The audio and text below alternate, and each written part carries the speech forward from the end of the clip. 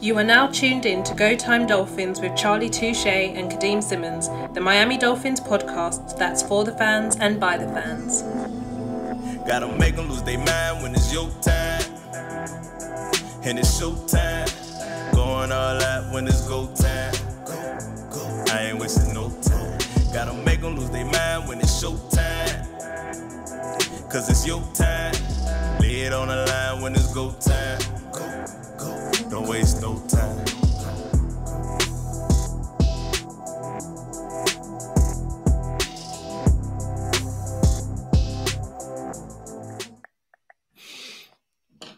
There's so much stuff to talk about in the off season, with the Miami Dolphins alone, and this episode could have been a whole debate, or not so much debate, but where's your nervous level at with Vic Fangio and stuff. But obviously, browsing through social media throughout the day, and I saw a tweet which kind of grabbed my attention, so I reached out to the person, try and get them on a podcast.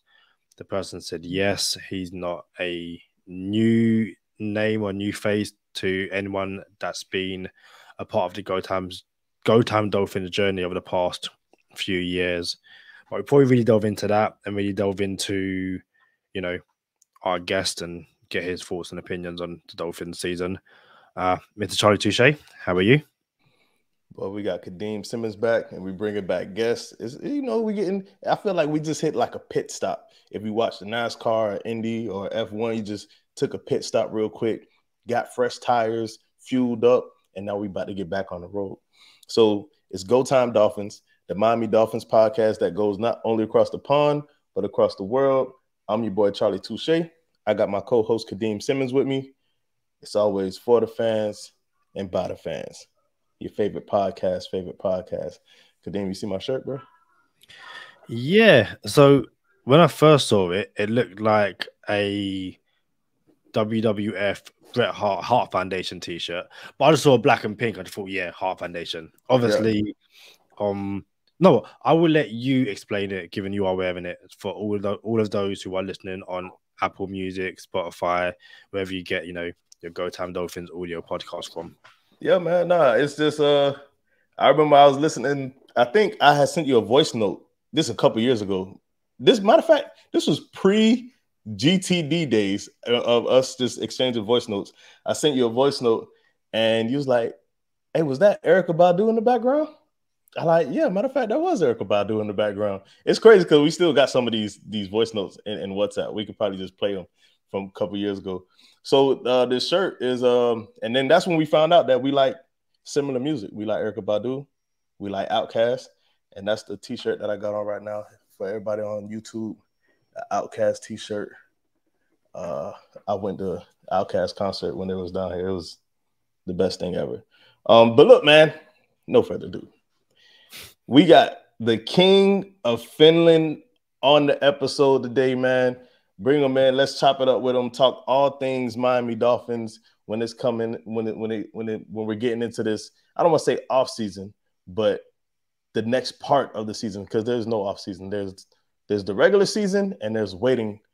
There's football season, and there's waiting for football season. So no off season. King of Phinland. And shout out to the producer. He just came back. He already forgot our names. Like, can you put our names up here, sir? You know what I'm saying?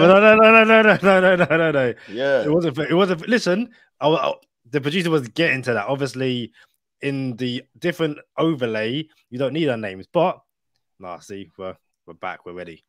See, I feel like I need my accent on top of the E, because right now my name says Charlie Touche. It doesn't say. You can change that yourself. But hey, I'm just saying. But what's up, King of Phinland? What's going on? Man, not much. Just gearing up for this long off season that it's about to be. What's going on with y'all?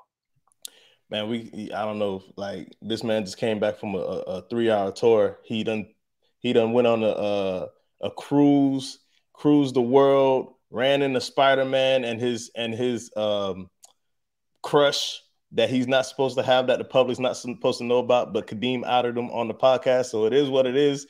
You know what I'm saying? Yeah, crazy. You feel me? What's the dog name? Tom Holland? Tom Holland, yeah. Ran into Tom Holland and oh, Boy, we got some more info coming in. So look, I just got a text, and this was going to be one of the topics that we actually talked about. But we might as well bring it up now. What's going on with Vic Fangio, fellas? So it was reported by I don't want to. It was Tom Pelissero that reported it. Yeah. Now I'm gonna be real with you. Ian Rappaport usually reports the erroneous stuff. You know what I'm saying? I'm like, bro, I can't trust Ian Rappaport's reporting until Adam Schefter says it. You know what I'm saying? That's where I'm at with Ian Rappaport nowadays, right? And I checked Adam Schefter recently. There's nothing on Vic Fangio from Adam Schefter. And I don't feel good about that because Adam Schefter is my dog. And I hope to see some Vic Fangio stuff from Schefter because it would have meant that there was some truth there. But to no avail, Vic Fangio is not yet the Miami Dolphins defensive coordinator yet. And there's been a lot of speculation, bro. King of Phinland, bro, can you help us out and let us know what's going on, bro? So, I mean, I think everyone's in the dark a little bit. It's been a really weird situation because it was like not just like a rumor, you know, it was announced, like ESPN headlines. Tom Pelissero is like one of the big three that's going to drop news and everything. And I mean, all the beat reporters at the same time as well said our sources confirm Vic Fangio, and it was done. And then at first, you know, I thought it was just like semantics, you know, like he's finishing up the season. He just wants to be classy and kind of play it out and let it roll out, and then we'll see. And then I don't know, some more smoke's coming, and then the latest report that I saw was that the 49ers plan to interview him. And that's a whole different ball game, because if he's still taking interviews, then it's wide open. It's wide open. Now, Barry Jackson, reporter for the Dolphins beat reporter, who arguably I think is probably the most reputable beat reporter. I'm a big fan of Barry, and I think he's usually pretty on point with everything. And he came out multiple times and said, it's done. It's done. It's confirmed. It's done. And apparently he said Vic Fangio over the weekend told Miami he's coming. And so I think one thing led to another. Vic Fangio told him he was coming, and then it kind of got out. And then all of a sudden, DeMeco Ryans from the 49ers is leaving, the 49ers defensive coordinator, and that job might be open. And, you know, Kyle Shanahan is going to work his magic. And I don't know. I'll be honest. I'm a little nervous, especially now that Sean Payton just took the Denver job. So Sean Payton's going to Denver, and the whole thing this offseason was that Sean Payton was assembling the Avengers and going to get Vic Fangio and all of this crazy coaching staff. So now you've got the 49ers in play. Now you've got the Broncos possibly in play. Yep. It's weird, man. I don't know. We'll see how it shakes out. I looked on the NFL.com's official, like NFL.com hire tracker, and Vic Fangio is listed as the hired by the Dolphins on their official tracker. Sheesh. It's weird. I'm not feeling great about it. I still think he's got a good shot of coming. Ian Rappaport actually went on Pat McAfee's show today and said that as well, that he's got a pretty good shot of coming. But I mean, we've seen a lot of deals like this before, where if it's not pen to paper, then it doesn't mean anything. I ain't gonna lie. If Ian Rappaport said it, I'm not buying it. But what you got, Kadeem, on the topic? I was going to say what King of Phinland said right at the end there. If it's not pen to paper, it seems the common consensus is that he has reached an agreement with the Miami Dolphins to become the next DC, but nothing has been signed. And what Rap Sheet said on the Pat McAfee show was essentially, it's like, you know, at the start of free agency, when obviously you can't sign no one, but everyone signs, like, well, hold on, how, you know, legal tampering starts, you know, about midday and everything's announced. It's like, hold on, how does that make sense? And he essentially said that, you know, it's like that. It's been agreed, but, you know, he expects it to happen, but, you know, something can happen. I believe from what I've been reading, Vic Fangio's significant other is either from or works in the Bay Area. And what kind of like him going to the 49ers would, I guess, help in that sense. The one thing I find quite interesting, which doesn't quite make sense to me, is that this whole the position opened up with the 49ers, and then he was like, "Oh, I'd be interested in that," given that everyone essentially knew that D'Amico Ryans was leaving. Like, he was one of the biggest names to get a head coaching job this offseason. So it wasn't like he last minute decided, "Hey, I'm leaving San Fran," and the job opened up. Everyone around the NFL has known that DC job in San Francisco was going to be available this offseason. And if Vic Fangio really wanted it, he could have just waited. On the Broncos thing, I can't imagine him going back to a franchise who fired him a few years ago. But like you said, Sean Payton's, assembling the Avengers down in Denver, and maybe something happens there. All right, so a couple things I got for you guys. For everyone listening, that's who I meant. But, shout out King of Phinland, shout out to Kadeem. Kadeem mentioned that Vic Fangio's significant other is either from the Bay Area or California or works out there, but they have heavy ties to the Bay Area. He actually worked for the San Francisco 49ers. He was the DC when Harbaugh. They went, with Harbaugh, those pretty good San Fran teams. He was the DC out there. I think he has one national championship, 2 playoff appearances or something like of that nature. The reason Kadeem said significant other is because I don't think he's married, so that's the term that's going around, his significant other, right? So that being said, and another thing Kadeem said was, I can't really see Denver bringing him back after he was the head coach there. So let's clear the table up a little bit. So he went from San Fran as DC. When Harbaugh left, he left. He went to Chicago. He went to Chicago, was balling out there. That's when Adam Gase wanted him to be a Dolphin, and Ross didn't pull the trigger. And he balled out in Chicago so good that he became the head coach in Denver. So when the Dolphins were fearful that he may come to Miami and then leave for a head coaching gig, it may have had some truth there, but who knows? Maybe we would have did enough to get further than a first round exit, right? So not saying we would have made it to the Super Bowl if we had Fangio, but there's no telling. Woulda, coulda, shoulda. What if, right? So he goes to Chicago, then goes become the head coach of Denver. And everyone knows, it didn't work out at Denver. And I believe he's at Philly, potentially about to get a ring now as a consultant, a defensive consultant. All right, here we go. How about this? I just text Sherrod Steve. And I told him, bro, I still think Denver is in play because this new ownership there, not new management, not like a new general manager, new head coach. No. It's new ownership. So the ownership that hired Fangio is no longer in the building.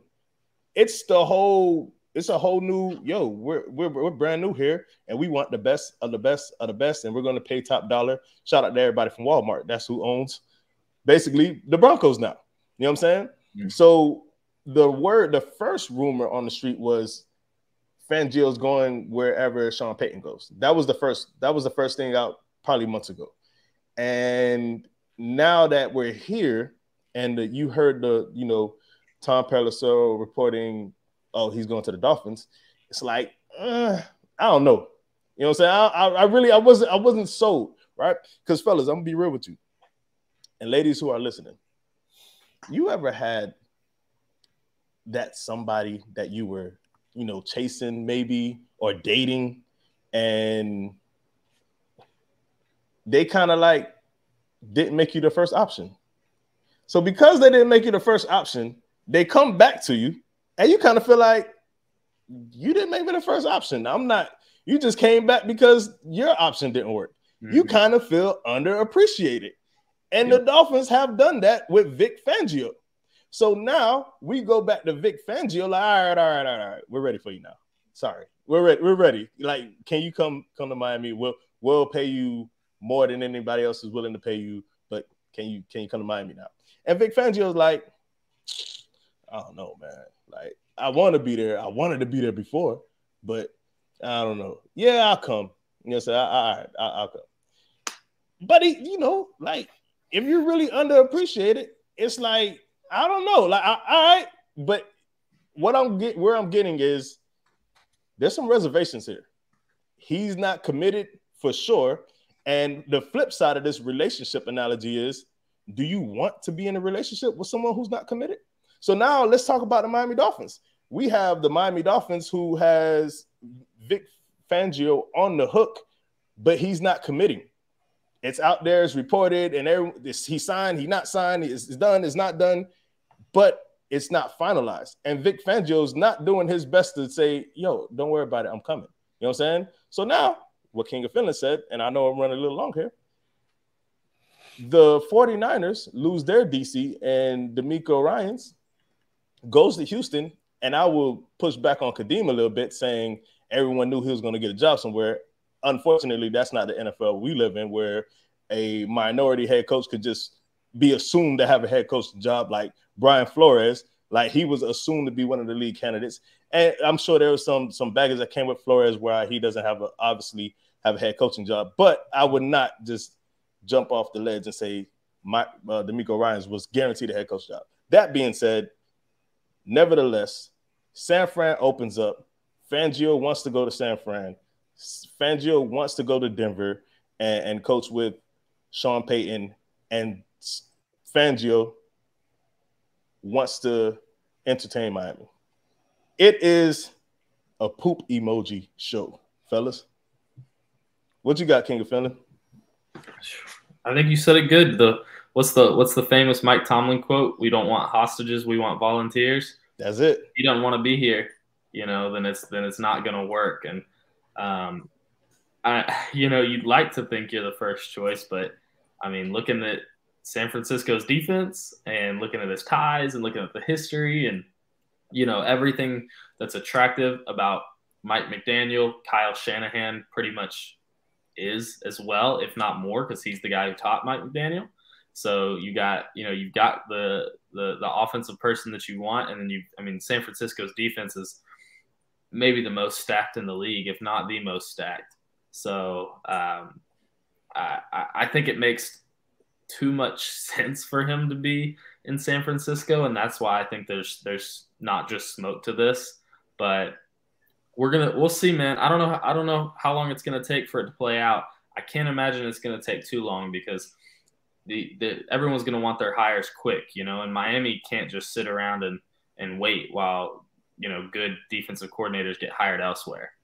So according to SB Nation, Scotty Payne, at the time of recording this episode, because there's a chance that he's somewhere before this episode comes out, which is in a couple hours. But, Scotty Payne from SB Nation just put this out, I want to say 2 hours ago, and says Broncos in talks with Vic Fangio for the DC job.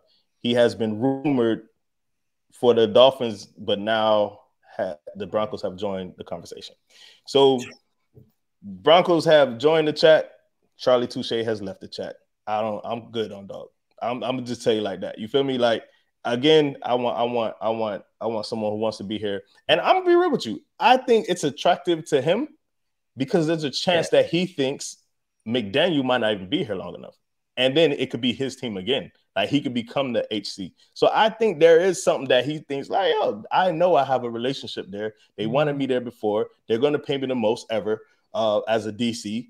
And if it doesn't work out with McDaniel, I can take the reins. So, yeah, man, it's a poop emoji show, fellas. And I don't like it. Not even a little bit. And I'm actually out on it.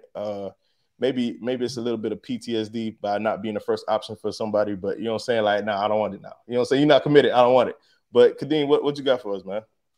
Well, I think I think there does become a point where if over the weekend he verbally agreed to join Miami and he gets to Wednesday, Thursday, and Miami are essentially calling him and he's like, looking at the phone, seeing the number going, I'll do it later. Then they kind of get to a point where you kind of say thanks, but no thanks. And you move on because, like King of Phinland said, and I'm sure many others have said as well, you don't want to get into a situation where, the Sean Desai's of the one, the Chris Richards, they all go take DC jobs elsewhere. Vic Fangio takes that 49er job or that Denver job, and then the Dolphins are sat there twiddling their thumbs going, what do we do now? And I know that I believe on one of their interviews, there was someone in-house they spoke to. Off the top of my head, I can't remember that person's name right now.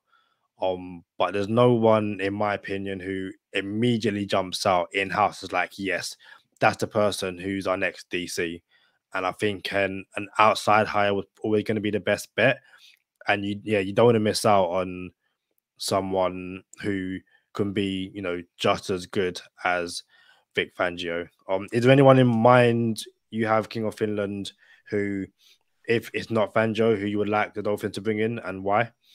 Yeah, I mean, I don't think if we don't get Fangio, it's going to be a big disappointment. I don't think the sky's falling. I don't think the defense is just going to be like the same as it was this year. I still think there's some good minds out there. The 4 interviews they've done are Fangio, the guy you mentioned in-house, Anthony Campanile. I think he's the inside linebackers coach. And then Chris Richard, who's solid. He's been around. He was under Pete Carroll. I think he was a grad assistant with Pete Carroll at USC, and then was in the whole Legion of Boom. And then he actually worked under Sean Payton a little bit. So like he's never been a DC, but he's tenured in this league. I think he would be solid. And then the other interesting name is Sean Desai, who is working. Where's he at right now? Seattle? I think he's in Seattle. Yeah, I think it's Seattle. Yeah. And he was the defensive coordinator for a year with the Bears. The defense was all right, but it was under Nagy. It was bad, and he was out with the staff.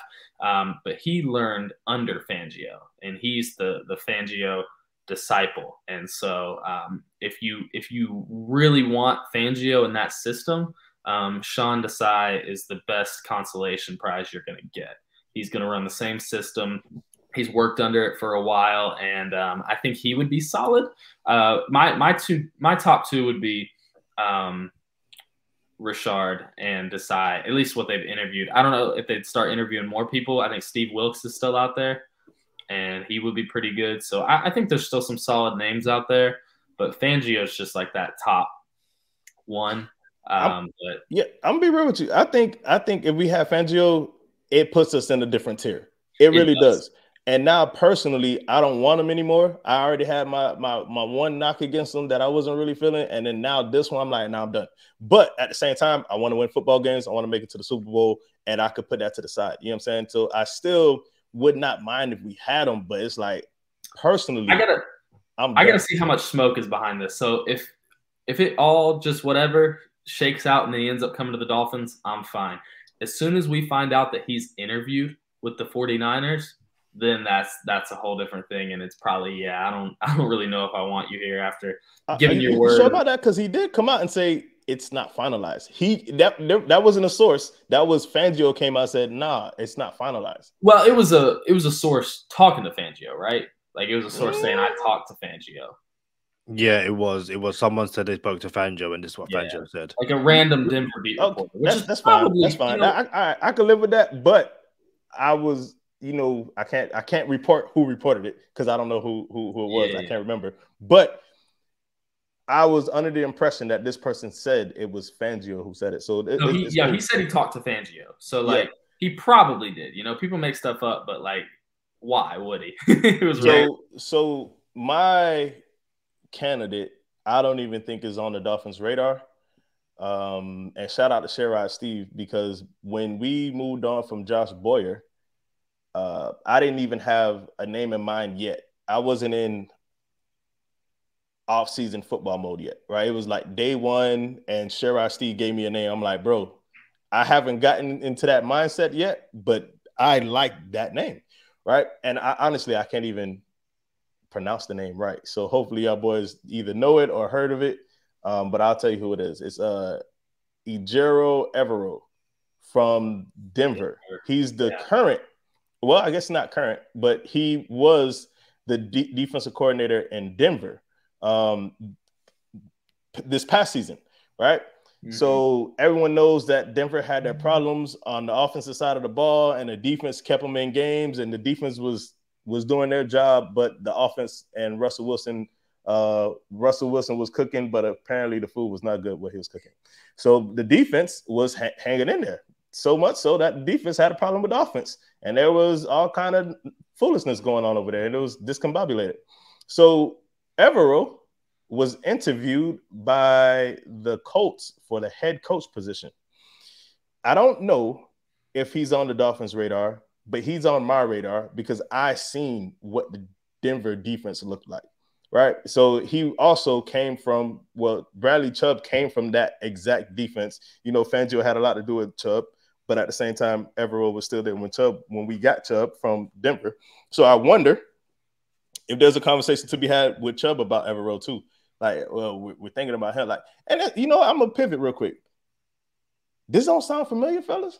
Like the Dolphins moved on from a head coach and targeted multiple coaches, didn't get any of them from the top of their list, and I'm gonna say this as lighthearted as possible, but quote unquote settled on Mike McDaniel. Mm-hmm. I love Mike McDaniel, you know what I'm saying? But he was not the first, second, or third option for the Dolphins, and we settled on Mike McDaniel. So now here we are again, 1 year later, missing out on all the options that we wanted at DC, and we're gonna settle on somebody else. That's not concerning for y'all boys?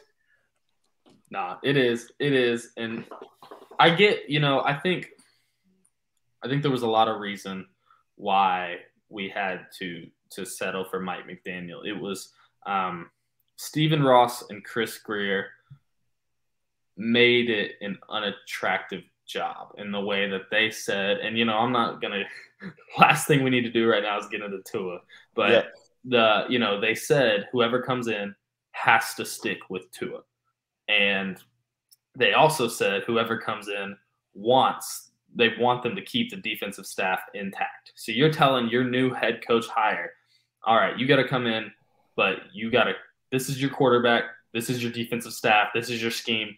Everything like that. And so that, you know, head coaches want to come in and have their control. I think any head coach that would have came in would have still worked with Tua, but you know, who knows what the league thinks about him and everything like that. And by keeping a defensive staff, you're pretty much eliminating any defensive head coach hire. So, you know, it limited it so much that I think it made it an unattractive job. It's hard to say on this one. You know, Fangio's the big dog. If we don't get him, I'd like to see us go get another one of the top people. Evero would be awesome. I think he's going to get a head coaching job, whether it's Indianapolis, because they haven't hired anyone yet, right? And then I think he's down to the top 3. I think he's in the final 3 in Arizona because they wanted Peyton. And I think they wanted D'Amico Ryans, and they lost on both of them. And so I think it's down to Evero, Brian Flores, and another guy, Aaron Glenn, something like that. Yeah. So I think Evero's going to get a head coaching. If it's Aaron Glenn's the DC and Detroit. He was a defensive back. Aaron Glenn's solid. I think it's Aaron Glenn. I'd have to look it up to know, but I think they're down to the final 3, and you know, I think he's really well respected, so I think he might land one of those jobs. If he doesn't, yeah, Miami, I think, should be all in on him. He'd be my top choice. He's one of the guys that I agreed wanted from the jump. Just looking at, you know, as soon as the Josh Boyer gets fired, it's like, all right, let's Google tell me all the DC candidates out there. Before I throw it to you, Kadeem, I do want to put this in there. I think Brian Flores is still a dope head coach. You know what I'm saying? Like, yes, there was stuff, and this is Go Time Dolphins. I don't have to put a bid in for Brian Flores. But like, I thought Brian Flores would be the pick for Arizona or Houston, a organization that needs that turnaround. Like, yo, y'all need a culture change. And I thought B-Flow, outside of all the, you know, lawsuits and stuff, I thought Flo was great for both of those teams. They went with Ryans and Arizona. I don't know what Arizona's doing yet. And then you got Indianapolis. But what you got for us, Kadeem? I think a world in which Brian Flores returns to the Miami Dolphins and Stephen Ross is still there, I wouldn't be a part of that world. No. I was not talking about coming back to the Dolphins, bro. I was definitely not talking about coming back to the Dolphins. I was talking about cool. He should be considered for a head coaching job in the NFL. That's what I was saying. It is interesting because again, when he left the Dolphins and the manner in which he left the Dolphins, at first everyone was like, "Oh, he's definitely going to get a head coaching job ASAP." Like, can't believe the Dolphins let him go, and yeah, he hasn't quite got one yet. So, okay, if we're not talking Brian Flores to the Dolphins, but it's interesting in that, like King of Phinland said, Chris Graham and Stephen Ross essentially said that the person replacing Brian Flores, he has to have Tua and has to have this defensive staff. And from what we've heard, Mike McDaniel wanted Vic Fangio, which is why when the Dolphins went in for him this year, it was like, okay, this makes sense. He's who McDaniel wanted last year. Vic Fangio respects McDaniel, and it seemed like it should be plain sailing. But, you know, it's the NFL, and obviously, contradicting what I said earlier, you can also see a situation in which Vic Fangio has gone, yeah, I would. Yeah, I'll join in Miami because nothing else on the table. We've heard since that the Texans made a play for Sean Payton, and then I think even as early as today, he still tried to get Payton when he was like, "No, I'm good." Oh, sorry. Oh no, was it Denver? Denver tried to get DeMeco Ryans, and as early even as late as today, tried to get Ryan. Ryan's like, no, I'm going to Houston. So they circled back and went to Sean Payton. So I guess over the weekend, Vic Fangio is probably talking to Sean Payton saying, hey, I don't know. Or Sean Payton saying, I don't know what's going on with Denver.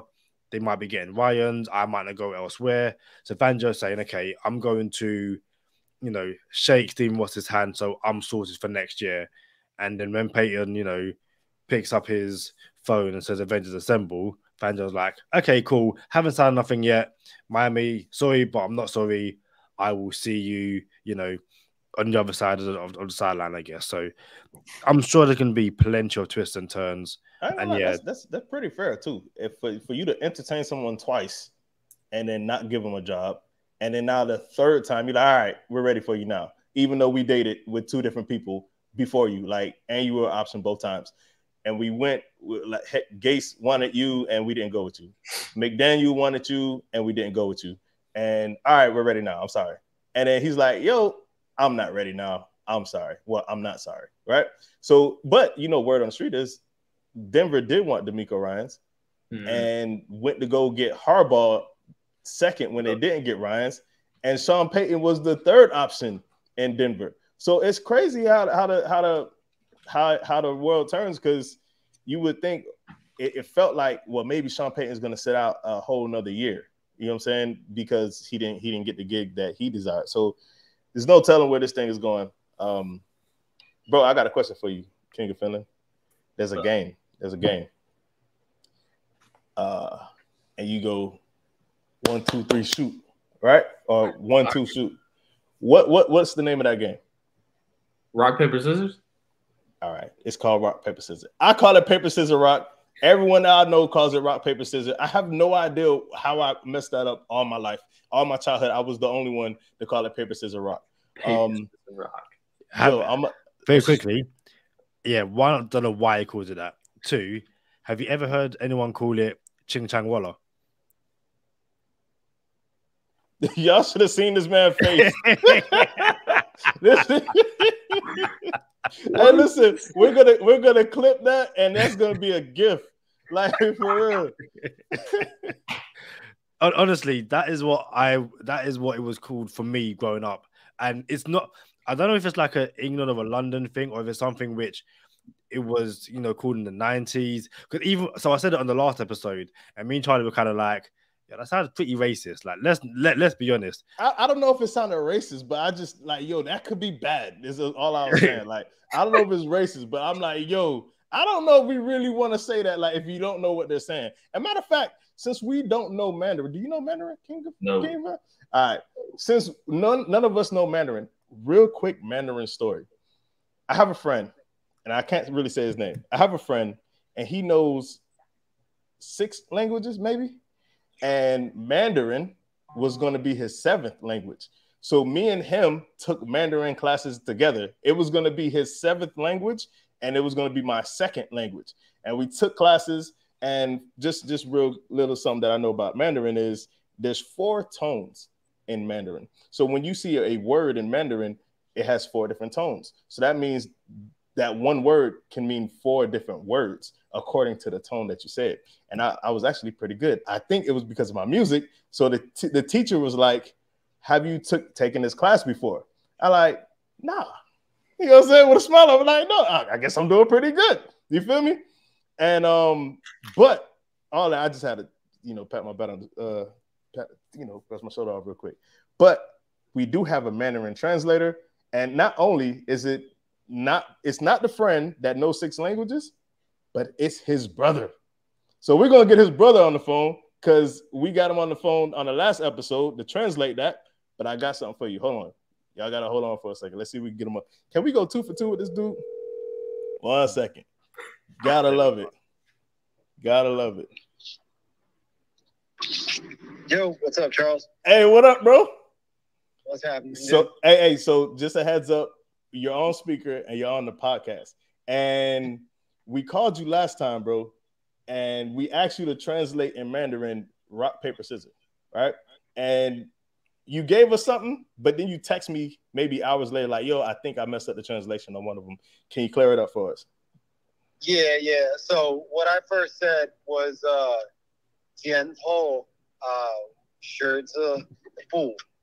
And that wasn't accurate because 剪头 that translates into arrowhead instead of scissors. 剪刀 is scissors. So 剪刀石头布. So that would be the translation for rock, paper, scissors. Bro. So not whatever Kadeem just said. Not what Kadeem said, right? So we don't know what Kadeem was trying to say. You know what I'm saying? Hey, you know what? I don't. They can't. I'm on the headphones, so you can't hear our conversation. But I'll try to get Kadeem's translation updated on the next episode. But hey, bro, we're gonna hit you up when we get a chance. I appreciate you checking out Go Time Dolphins with us, man. All right, no problem, Charles. Anytime, man. Yo. All right. Later. Wasn't what Kadeem said. So we got to find out what Kadeem is saying and see if we have to put an apology out later. But what's up, Kadeem? Where you want to go with the podcast, bro? So it's funny. When I hit up King of Phinland, I was like, it was based off a tweet about the Senior Bowl, and his takes on a few players. And I thought we could spend an hour chatting about, what the Dolphins need in the off season and the players, and the players that King of Phinland were looking at and stuff like that. I didn't expect we have, a long conversation about Vic Fangio, but I do want to get his thoughts on those the Senior Bowl players, as the Senior Bowl is currently underway with training and stuff like that. And it's the draft essentially starts, or is it after Super Bowl? It's like, so and so on the clock, all that kind of nonsense and stuff. So, talk us through your Senior Bowl take so far, King of Phinland. Yeah, Senior Bowl is one of my favorite times of the year, man. It's like the kickoff to the off season and draft season, and I'm big into the draft work and trying to scout these players and everything like that. It's a really big hobby of mine. And I've gotten more and more into it. And the Senior Bowl is one of the best places to start because it's such a unique view at all of these awesome players. And today was the first day I got to go through some of the tape before this and check to see who did well, who didn't, who measured well, and everything like that. Today they did measurements, and then today was the first practice, so they got some people on the field. I can go through my tweet. I tweeted out just some in the tweet that Kadeem's referencing to, just some initial players that I like as fits for the Dolphins in this draft. The first one is offensive tackle from Syracuse, Matthew Bergeron. Tough guy, zone scheme fit. And I watched him today some. He had some really good reps against some good pass rushers. I think he's a guy that could probably slip into like day 3, day 2, early day 2 maybe, but probably day 3 and might be a good depth tackle. I'm nervous about the Dolphins drafting O-line, right? Because they just miss so much when they draft O-line. I mean, I think outside of Robert Hunt, we haven't had that many good drafted offensive linemen. And so I almost want Chris Greer to just sign only because I just don't think he's capable of drafting well, but we'll see. I think we got to get some. Tackle's a big need of mine. I would personally like to go sign like Caleb McGarry, starting right tackle, try to get a good right tackle and take Austin Jackson's place, but I think it doesn't sound like we're going to do that. So tackle's a need. Probably my biggest need for the Dolphins is middle linebacker. I've been wanting a Mike linebacker in Miami for years now, and they won't do it. And I think this might be the year that they actually go do it. But you need that. You might need a guard. You definitely need, even if you don't go get a swing tackle, you need a starting tackle. You need a swing tackle. And we'll see. We probably need some secondary help. You might need a corner. Depending on what happens with Mostert and Wilson, you might need a running back. So I think there's a lot of needs there. Going to need a tight end, bad. I don't really love the tight ends at the Senior Bowl. Luke Musgrave from Oregon State is a name to watch, but he is a lot more like a Mike Gesicki, even like Dallas Goedert type. He's a receiving threat, and I don't think he's going to give you that much in the pass blocking or run blocking game. But yeah, looking through this, man, one of my favorite players that I kind of found recently is Carl Brooks. He is a defensive lineman from Bowling Green State University, and the dude had like 10 sacks, 12 quarterback hits, 13 tackles for loss last year. Now he's playing in the MAC, so it's a little bit of a less competition. But he's kind of built like Emmanuel Ogbah. That'd probably be my comp for him. They played him at edge, stood him up, played him at 5 tech, moved him into 3 tech. Right now he's been lining up the first day of practice like 1 tech, almost nose tackle, like just head up on the center. So I think he's really versatile, and you could move him around to a lot of different places. And he was dominating today at the Senior Bowl, dude. Every clip I saw of him, he was getting to the quarterback. He had a move where he put a move on a Michigan center, and then the running back came to chip him, and he swam the other way and literally got to the quarterback like as the quarterback was taking his drop. Like he hit like his 5-step drop, and the dude was there. And he's like 300 pounds, like probably 295. So that's a dude to watch. I think Mike McDaniel loves edge players. He loves defensive linemen. He said that last year. So I think that's a guy that you could probably get early day 3. Looking at the running backs, it's a pretty good running back class at the Senior Bowl. 3 dudes that stand out to me are Kenny McIntosh, Georgia running back. He's been on the national scene. We've seen a lot of Kenny McIntosh if you've been watching college football. And then he's, just super explosive. Roshan Johnson from Texas was the backup to Bijan, and so he doesn't have that much hype, but dude is a baller. He's tough. He's big. He can catch out of the backfield. He can kind of do it all. And then a sleeper, and this is one of my personal favorite players in this class, and he would have been my personal favorites in last class, is Chris Rodriguez, running back from University of Kentucky. He could have came out last year, didn't. And I don't know if y'all have ever watched Chris Rodriguez play, but he is a true power back, man. Just like I've never seen someone fall forward like this dude does. He does not lose yardage. Like every time this man gets hit, he just has that knack of falling forward, and he gains 2 or 3 more yards than you think he will. He had a little bit of a fumble issue early on, and that was kind of the knock on him. But 2022, 0 fumbles.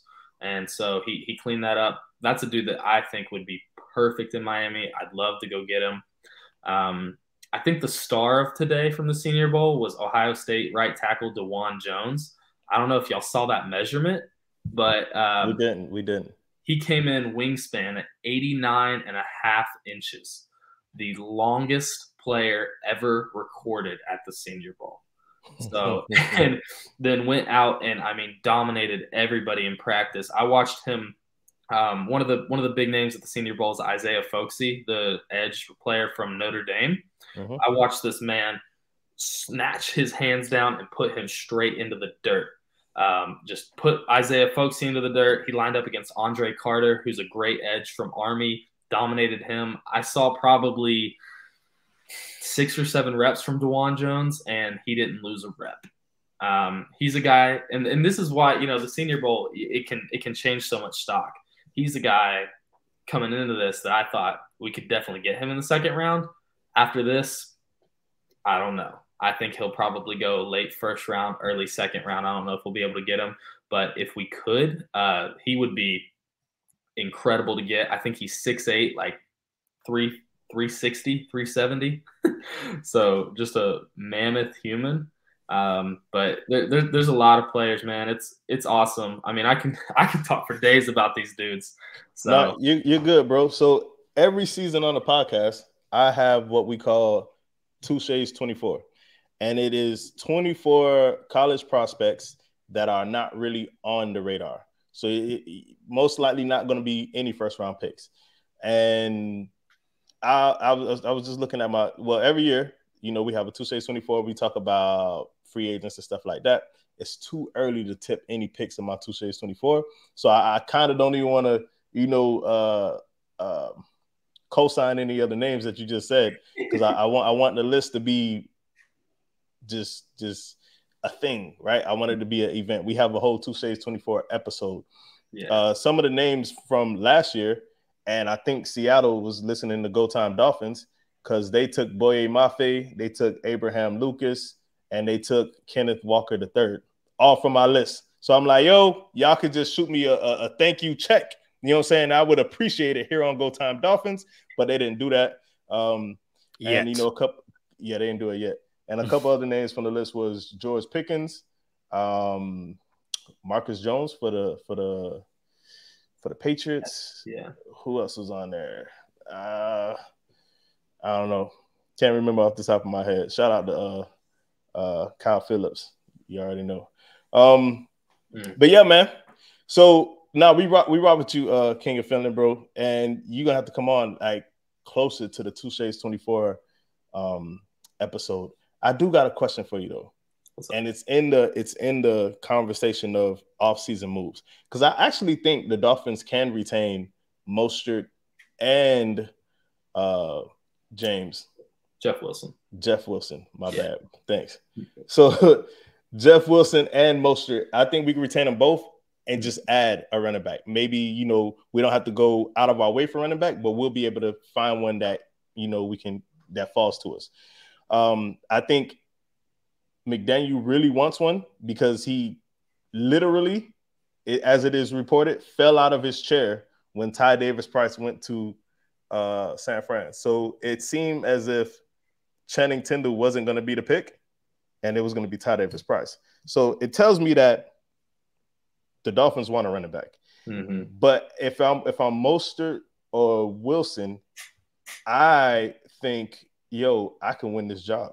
I can win this job over Mostert, or I could win this job over Wilson. We cool. You know what I'm saying? That's my dog, but I think I can win this job. So and they're not the type of player that's gonna eventually get the life-changing check.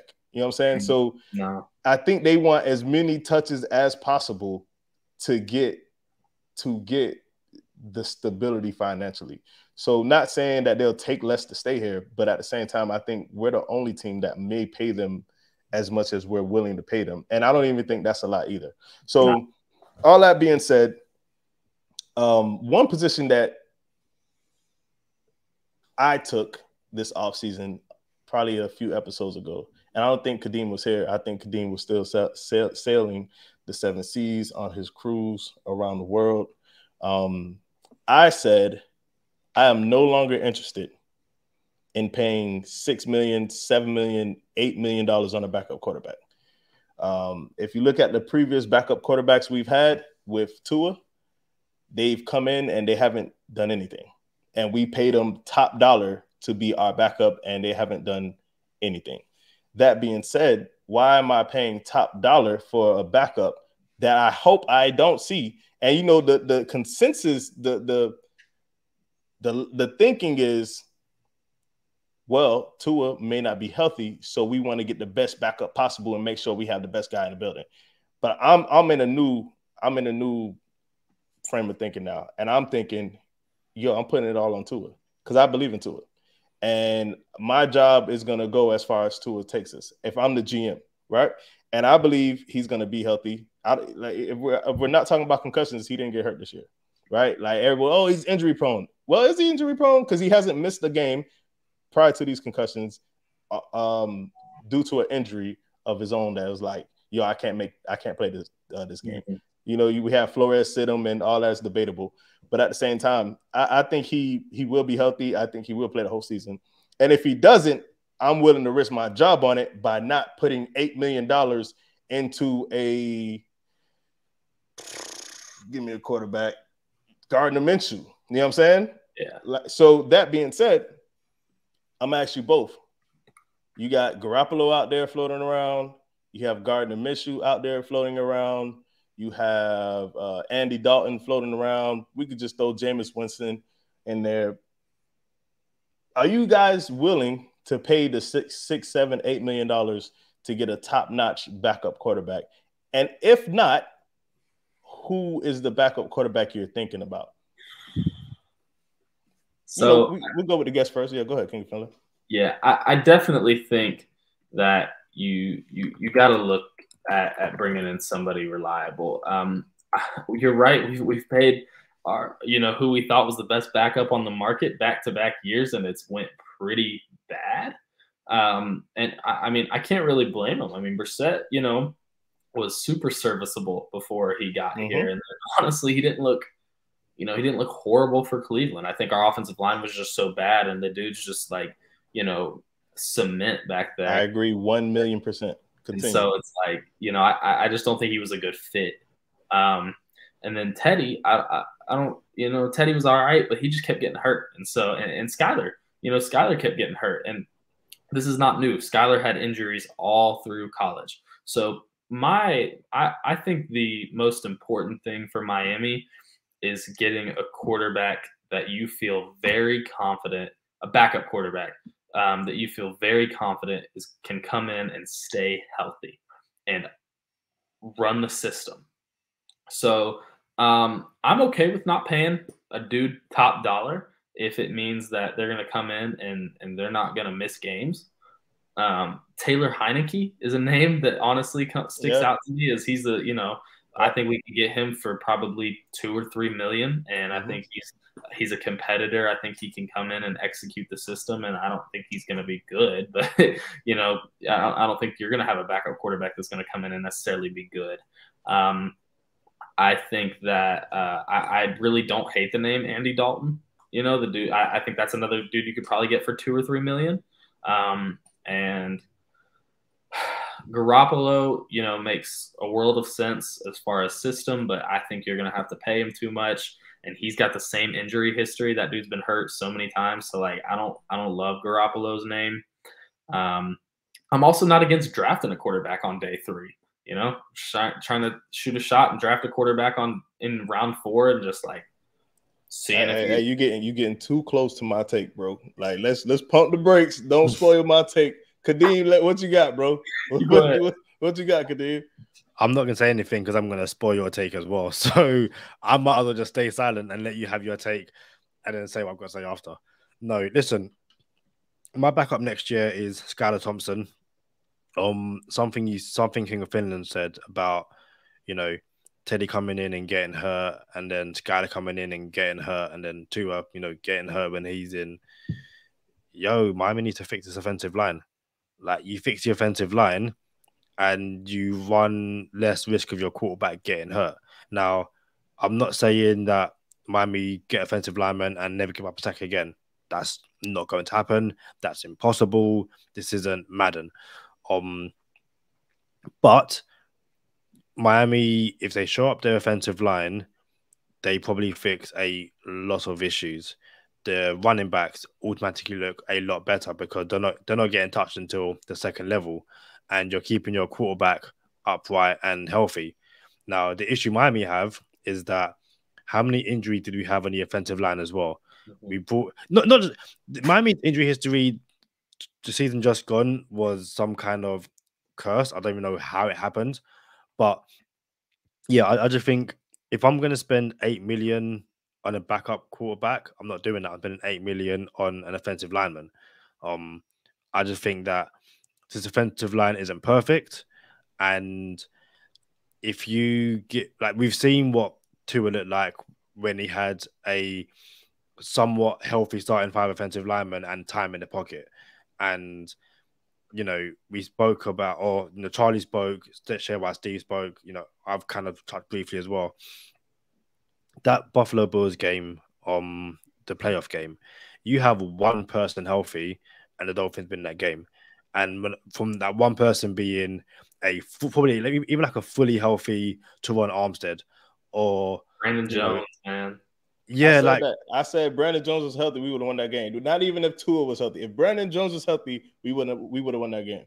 Yeah. So if my offseason, there's no point, in my opinion, in bringing in anyone on, let alone 8 million, but a couple of million, and chucking them behind the offensive line we have at the moment, because the exact same thing is going to happen. They could be the most durable quarterback, but the way certain players on this offensive line give up pressures, they're only going to get hurt.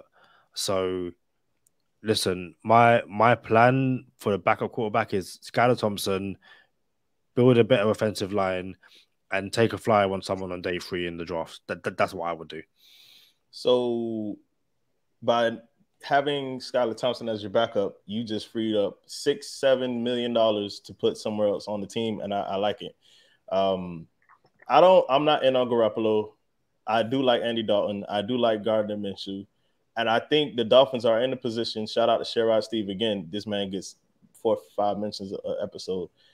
I believe the Dolphins are in a position where they can lure in a quarterback, and that quarterback would think he's going to get playing time because the optics are that Tua is injury prone. So this quarterback that comes to Miami is going to think, oh, yeah, I'm going to get a shot. Jacoby got a shot. Teddy Two Gloves got a shot. Skylar got a shot. I'm going to get my shot, and then I'm going to revive my career. So whether it is a Andy Dalton or a Gardner Minshew, I really like Gardner Minshew more than all of them, honestly, if I'm being honest with you. I think we can have that conversation with a Gardner Minshew and have it to 3 million or less. I really believe that. I really, really believe that. So I'm open to something like that. But my first option, and unfortunately, it won't work like this because the NFL is set up to where the draft is after free agency. I think basketball has the draft after all right. Yeah, so the draft is after free agency in the NFL, and I think the NBA, the draft is before free agency, which I would prefer. Like, let me see what I'm not getting in a draft, and then let's go into free agency and spend big on something that we missed on in the draft. But anyway, what I would prefer is to not pay anybody at quarterback and draft a quarterback, a backup quarterback. And not only am I drafting a backup quarterback, I really believe, drum roll, that this quarterback is going to be here. Stetson Fleming Bennett IV. The man is 25 years old. He's seen all the defenses there are to see. He's older. He won. He's a winner. He has a couple championships. He understands the game. He may not be the best quarterback, but we don't need him to be the best quarterback. I think he's a serviceable quarterback. You know what I'm saying? So if you can, and he just had a public intoxication charge.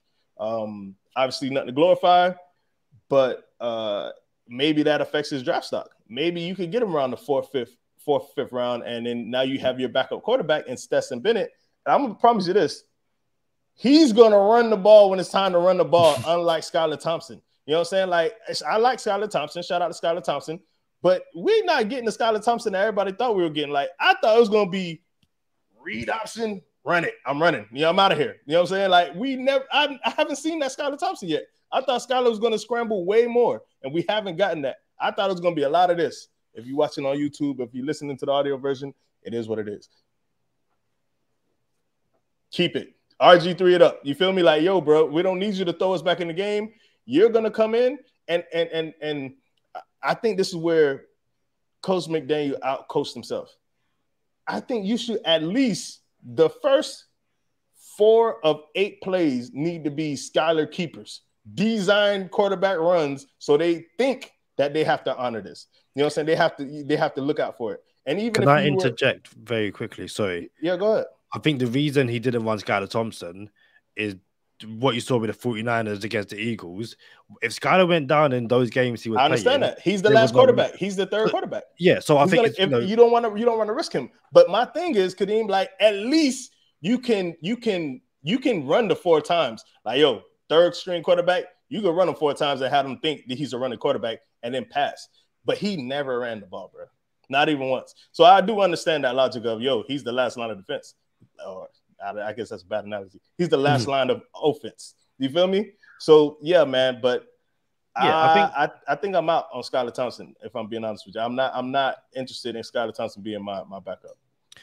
I think so. Before I pass it over to King of Phinland, I think it's more if Skylar Thompson was the backup and there was a third string guy and a 4th string guy, then yeah, you probably run more risk. But literally, I think the moment he got to Skylar Thompson, when he came in against the Jets, it's like, if Skylar goes down, we're having Cedric Wilson throwing passes, and we can't get to that. I think he looked after Skylar Thompson, and I do think there's an element of he probably played it a bit too safe.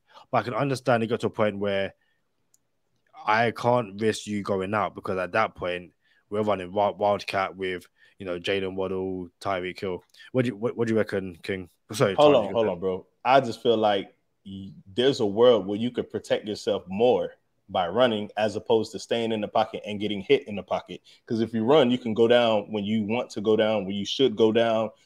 Russell Wilson doesn't take hits. You know what I'm saying? Like, you can run and then get down. I think you can be in charge of how many times you get hit as a running quarterback, as opposed to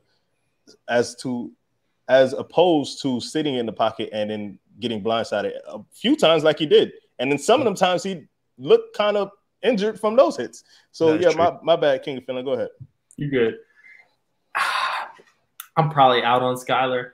I like Skylar, man. I liked him a lot. I loved him in the preseason. I thought he showed a lot of promise. But I just, he's tough, right? I'd probably keep him on the practice squad. And if someone snipes him, then, go for it. I'm not going to lose sleep over it. But I probably wouldn't keep him on the active roster. I'm doing all the work. I think if you find a backup that you're comfortable with in free agency, go ahead and pull the trigger. I think if you don't, go ahead and look in the draft and see what you can find. There's a lot of day 3 quarterbacks that I think might be all right. And I mean, maybe do both. Like, I don't think you can ever pour enough resources into the quarterback room for so many reasons. But I like Skylar, man. I love his story. I love his heart. The injuries are the main thing for me, though. I mean, the dude just can't stay healthy like everyone else. And I know it's the offensive line and everything like that, but like, you look at Skylar through college, and he was injured all through college. And like, even Teddy, Teddy has been injured multiple times throughout his career. Like, I think the number one thing is just going out and getting a dude that has never been seriously injured in his life as much as possible. Even still, Andrew Luck wasn't injured like that, and then he called it quits after 7-8 years because he was only injured in the NFL. So there's no for sure. Ryan Tannehill. Yeah, Ryan Tannehill, bro, was the most durable quarterback until he wasn't. You know what I'm Calais saying? Campbell just squashed his leg at that Until point. he wasn't. So we could talk about the downs of Ryan Tannehill as much as I wasn't a Ryan Tannehill fan. I wasn't a Ryan Tannehill hater though, but he was the most durable quarterback there was until he wasn't. But King of Phinland, bro, tell everybody where they can find you. We appreciate you rocking with Go Time Dolphins, man. You know you're welcome here anytime. Hopefully we can have you on a couple more times before the draft, talk about free agents and Touche's 24. I can show you my list. And tell everybody where they can find you, man. Absolutely, man. You can find me just like it reads right here on Twitter at King of Phinland. No spaces, PH Finland. I appreciate all the support and appreciate y'all having me on, man. I always enjoy coming on here and talking with y'all. It's a blast. Hey, before we get out of here, put y'all on the spot real quick. Give me one Outkast song. I'll give it to you, Kadeem, first. Why me? Like, you know, my favorite is Prototype by, that's my favorite. So I put you on this. I put y'all both on the spot. I wanted to give the guest a little bit more time. You know what I'm saying? Because what if he don't even listen to Outkast? Like, at least he could go into his short library of, okay, I think this is an Outkast song. But what you got, King of Phinland? Man, my favorite Outkast song is probably So Fresh, So Clean. That's probably my favorite Outkast song. Hey, man. If I was standing, I'd do like a little jump my legs, like, but I'm not standing, I'm sitting, so. Kadeem, I ain't gonna lie, you said you used to be in choreography, bro. I seen you dance that one time when Chase Edmonds ran the ball and Hannah Montana was recording you. I don't know, bro. I doubt that's a different dance. That's me just excited watching the NFL game. If I was again, you'll see in August. It's fine. It's all good. I'm gonna go with just for now. I'm gonna go with Slum Beautiful from Stankonia. That thing sliding. But y'all know what time it is. Stay positive, test negative. For King of Phinland, Kadeem Simmons, I'm Charlie Touche. Thank you for tuning in this time. Make sure you catch us next time on Go Time. Already. Gotta make them lose their mind when it's your time. And it's show time. Going all out when it's go time. I ain't wasting no time. Gotta make them lose their mind when it's show time. Cause it's your time. Lay it on the line when it's go time. Don't waste no time. Gotta make them lose their mind when it's your time. And it's show time. Going all out when it's go time. I ain't wasting no time. So very quickly, bonus time. UK to stay, King of Phinland? Yeah, I'm good. Perfect. To circle back to Vic Fangio, as we were recording, Barry Jackson said, the Dolphins were told that Fangio is coming. One of the best in the business, Tom Pelissero, and 6 others reported deal agreed to. If he changes his mind, and Renee, surprisingly, life goes on, try to carry on. And what are you going to say, Charlie? I was going to say Ian Rappaport's one of the best in the business too, but he reports erroneous stuff all the time. I'm just saying, like, doesn't mean he's not one of the best in the business. Of course, no one bats, 1,000. It's people are going to get things wrong because humans change their mind.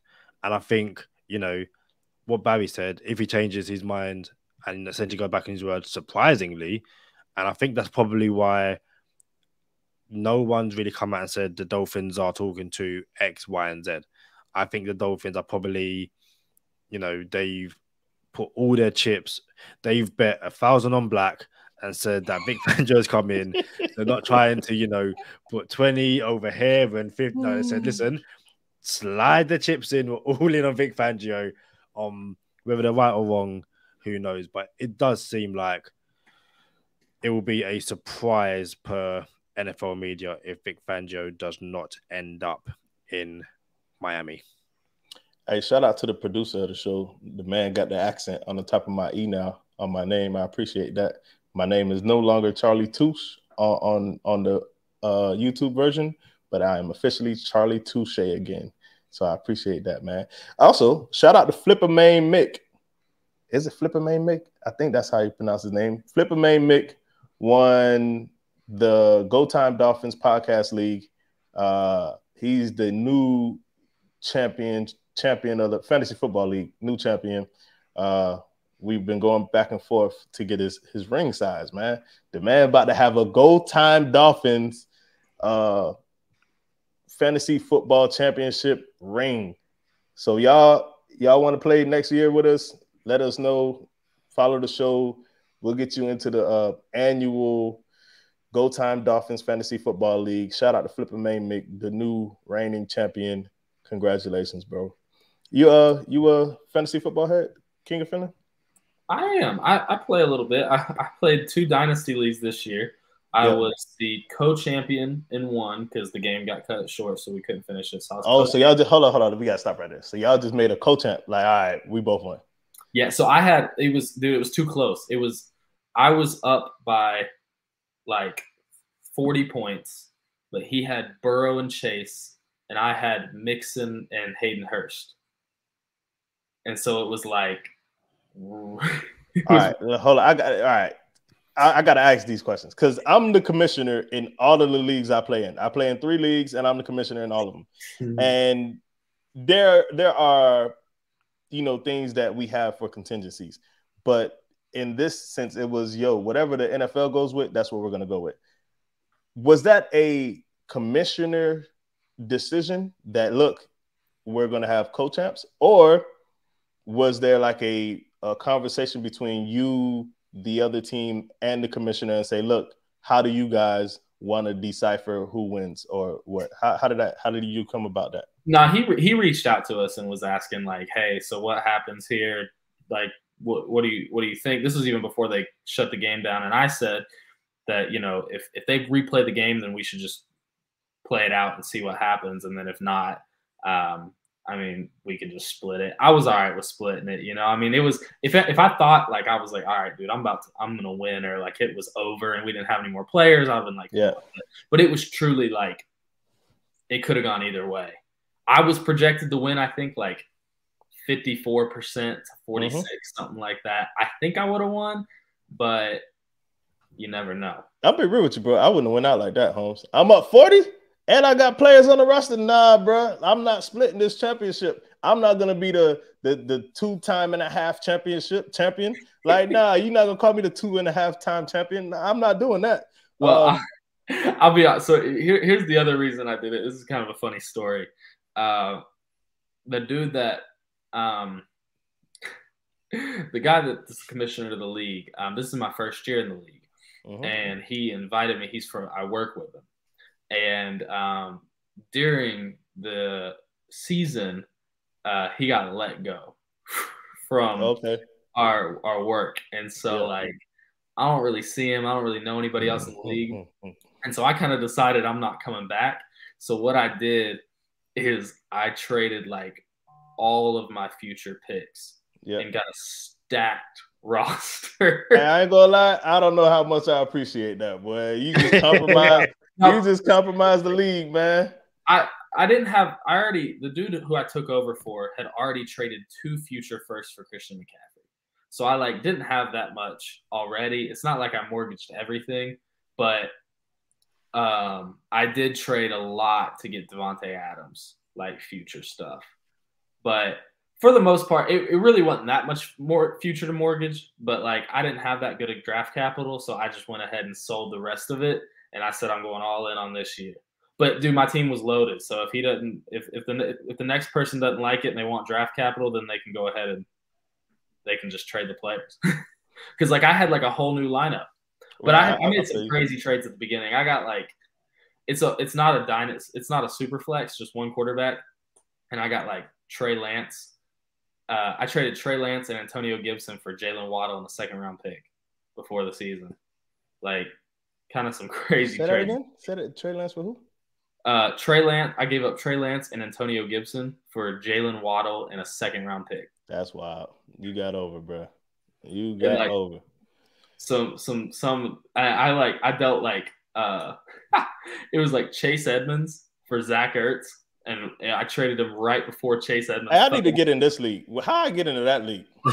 Like this is what we're doing. How do I get into there? That's what I'm saying. So. But then, see, my other dynasty league, I was toilet bowl champion. So it's one or the other for me. Dang, boy, you sound like Kadeem. Toilet bowl jump. Hey, what you got for us, Kadeem? You got anything for bonus time? No, I literally the actually one last thing then. So with all the running backs that are potentially it's crazy, Kadeem, because I wasn't sure if you had something or not, and I'm like, I only had one more thing before we signed off, because I didn't know how long we are gonna run it with bonus time, and I had one thing. And for you to not have something and just grasp straws and go where I was going, bro, we here, bro. This is why we do this, bro. This is why we do this. That's crazy. Well, go ahead. Oh, yeah. So with all the running backs that are supposedly on the market, and then the running backs in the Dolphins' current roster, what's your running back off-season moves?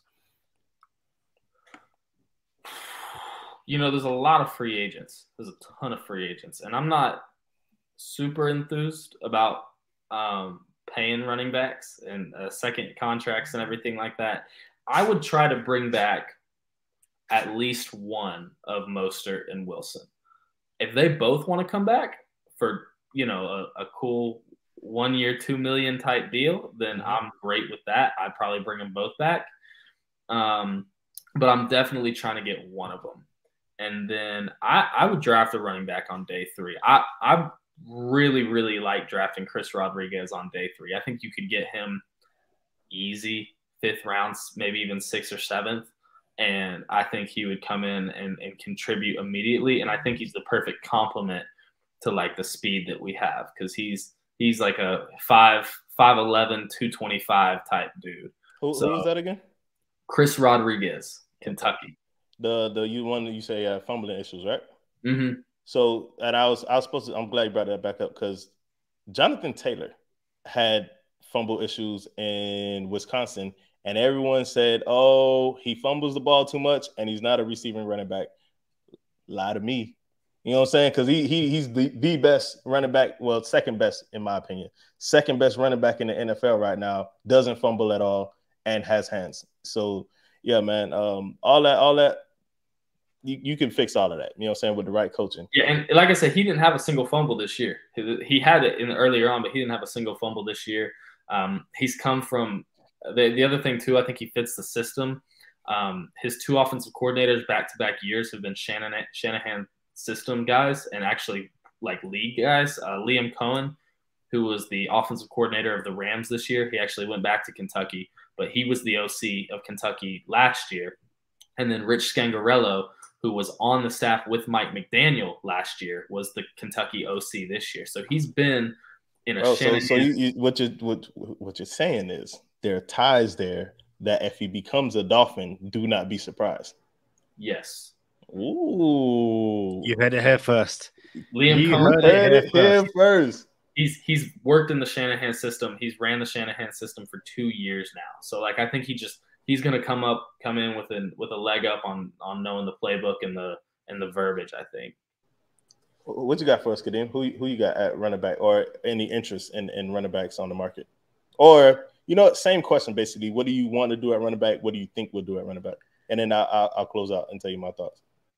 Yeah, I'm kind of done on paying running backs, and essentially the King of Phinland route would be I'll do the same thing. If Raheem Mostert or Jeff Wilson want to stay and accept a bit less, then cool, fair enough.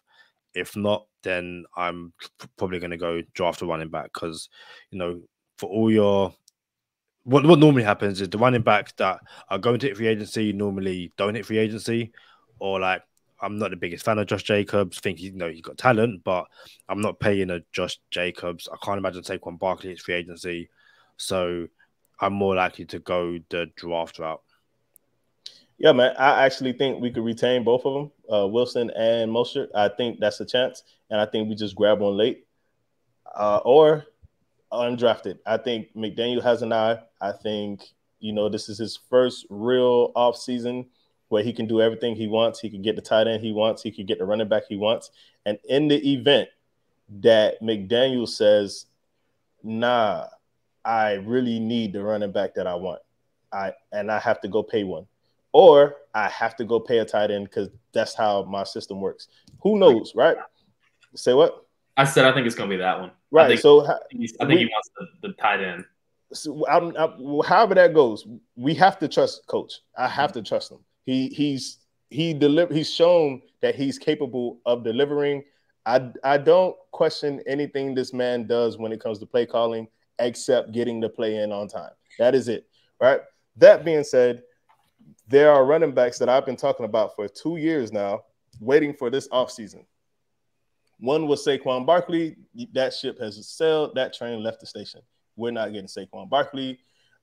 He costs too much money now, and he's probably going to be retained by the Giants. Another running back that I should throw out there was Josh Jacobs. The man had a contract year and decided, I'm on my contract year. I'm going to ball out this year, and then I'll get hurt next year. You know what I'm saying? So I don't know if I could trust Josh Jacobs. And I wonder what that ticket is going to be on him. I'm not interested in paying Josh Jacobs, but I do like Josh Jacobs. Kareem Hunt sounds like he could be in play, but for the money I'm paying Kareem Hunt, it sounds like I can pay Mostert and Jeff Wilson. That's the second time I'm drawing blank. It sounds like I could retain both my running backs or just go get one Kareem Hunt. So I'm going with what we have. Last but not least, and plus, bro, I think just the camaraderie of the locker room, you keep that in together. Mostert's on mic'd up talking about, man, the morale on this team different. That's what he said. Like, boy, y'all boys, I want to be here is what Mostert said. Jeff Wilson came in and a week and a half in, and he's like, I feel like these boys' family already. So there's something to be said about that culture in the locker room. Last but not least, this is the only running back that I am interested in acquiring if we spend money on a running back. And this is the only running back that I would go get. Out of all the running backs I just mentioned, this is the only one that I would seriously go consider. I think I know who it is. If we don't retain the two running backs that we have. David Montgomery. Interesting. I love Tony Pollard. No. Tony Pollard, he's not gonna. The Cowboys should have did the right thing and let Zeke go 2 years ago and make Tony Pollard the main thing, but they didn't. So they'll do that this year, 2 years too late, because that's what the Cowboys do. David Montgomery, man, I think David Montgomery is a stud. He always had a poor O-line and he still got off somehow. So if you put him in the McDaniel system with a decent O-line, I think he would be a top 5 running back. But that's just I don't even think we're going to go that route. But that was just to answer your question, Kadeem. But yeah, man, I like where we're going. I like what we got going on, and I think we're close. And I think a lot of Dolphin fans would agree.